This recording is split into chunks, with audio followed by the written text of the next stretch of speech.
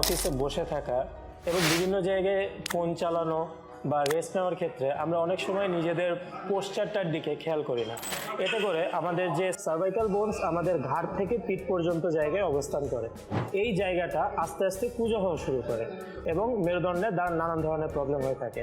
তো এটার জন্য আমাদের কিছু ব্যায়াম আছে যেগুলোর মাধ্যমে আমরা আমাদের পোশ্চারগুলোকে ঠিক করতে পারি। আসুন দেখাই এই ব্যায়ামগুলো কি।